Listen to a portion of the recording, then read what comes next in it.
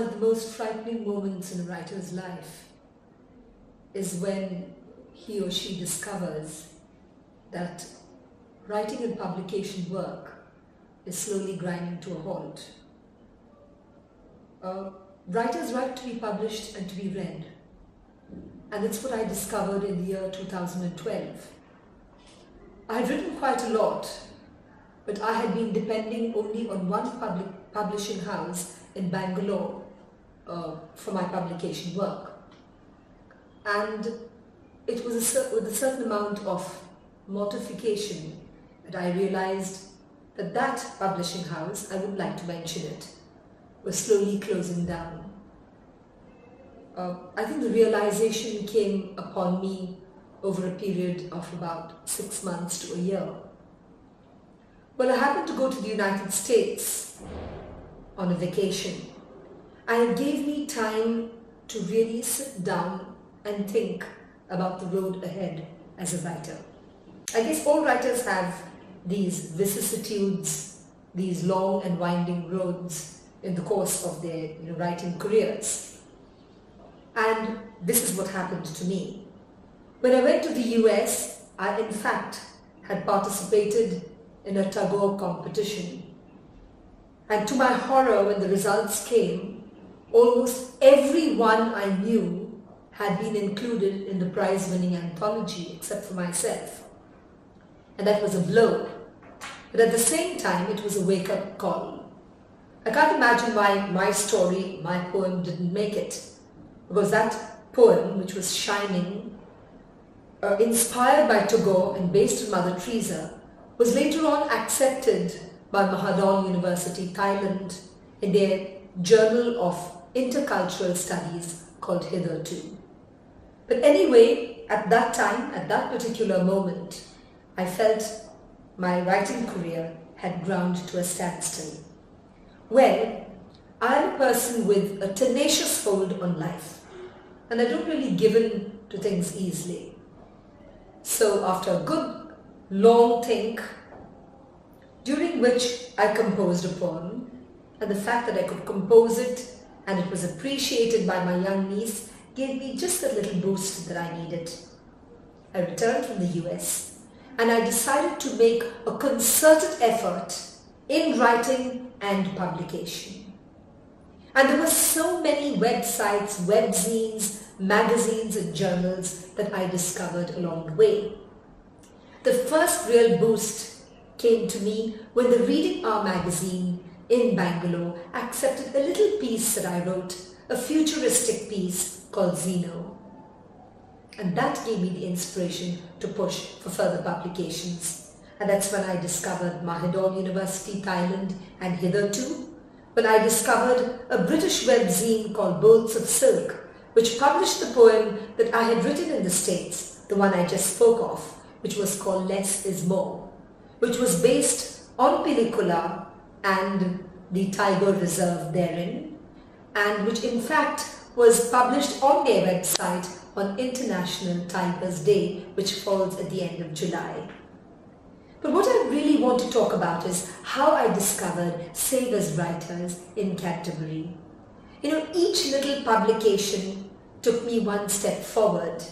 Each little acceptance made me feel, I brought in the whole Japanese concept of Kaizen, progress in little definite steps. So each one of them was like Kaizen, and that gave me inspiration to move on. And then when I was surfing the net one fine, I don't remember whether it was a morning or an afternoon, but it was certainly a fine day, I discovered this group which touted itself as being Canterbury's liveliest writing group. And apparently it was started by a gentleman called, he was a chairman, a long-standing chairman and founder, Luigi Marchini. I didn't even know how to pronounce his name. Like a typical Indian, I was pronouncing it as Luigi Marchini. Anyway, I found that they were organizing a contest, an international contest on Charles Dickens, because it was 250 years since Charles Dickens had been born. And all over the place in England and elsewhere in the world, he was being remembered, commemorated and celebrated in a huge way, but particularly in Canterbury, because Canterbury is in Kent, and Kent was very central to Dickens' novels. If you remember, Great Expectations takes you there. You have Charles Dickens' famous novel David Copperfield, which was almost autobiographical, a large part of which unfolded itself in Canterbury itself. So, Dickens was a kind of a local boy, and because of that, Savers writers took it upon themselves to, celebrate 250 years of his birth anniversary, and they put out information that they were organizing this contest. You could write poetry or you could write short fiction. And I said, why not? I began writing a poem, and then I changed my mind and I wrote another one.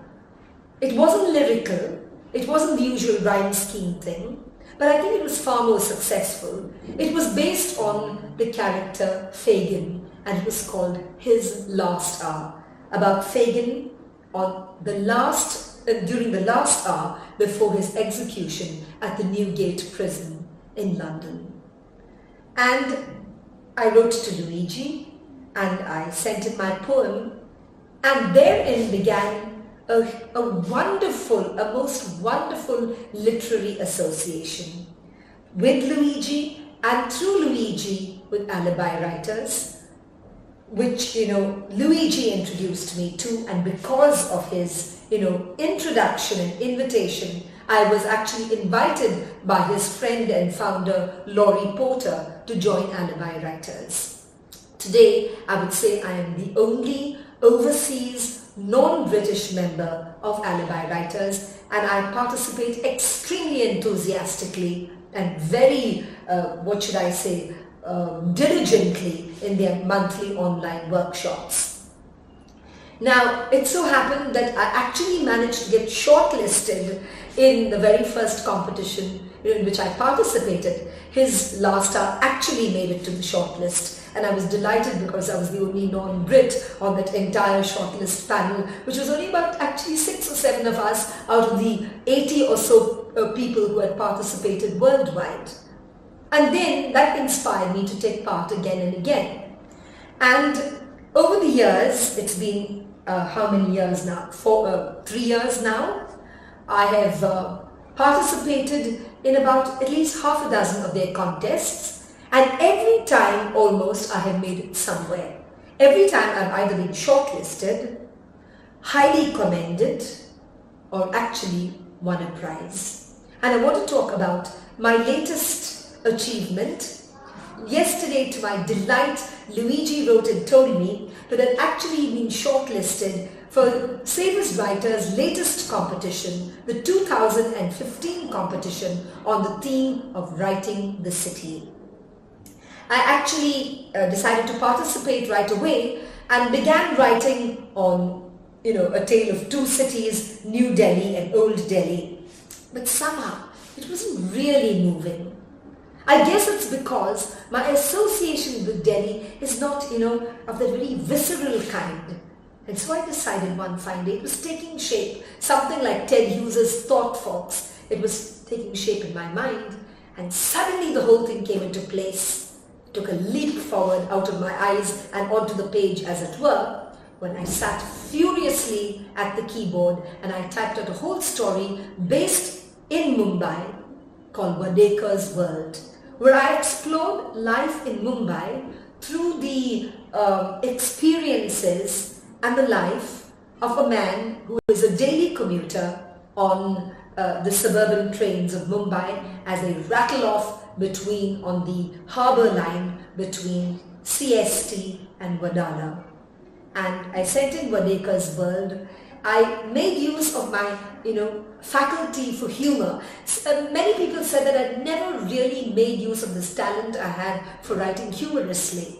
A friend of mine called Dr. Paranita at Mangalore University has often urged me, saying, "Geralyn, you've got a gift for humour, but you don't make enough use of it." And I wrote this and she highly approved of it. She doesn't know yet that I've been shortlisted, but she'll be delighted. And to tell you the truth, I enjoyed writing Wadekars World. And everyone who read it said, Geralyn, it's so obviously that you enjoyed writing it. Because even now, I don't look upon it as a piece I wrote. It just came out of me. It came out of life experiences. It came out of the stories I've been told by my friend Sonia, by people who've travelled on suburban trains, by my own childhood memories of travelling on Bombay's suburban trains, and of course a lot of the imagination and the language, which is, I'm happy to say, entirely my own, God's gift, but now made my own. And Vadeka's world took shape, and I'm delighted that it's reached the shortlist. I'll only know on the 31st of October where exactly I have made it. But this being an international competition, even making it to a long or a short list is considered a qualification.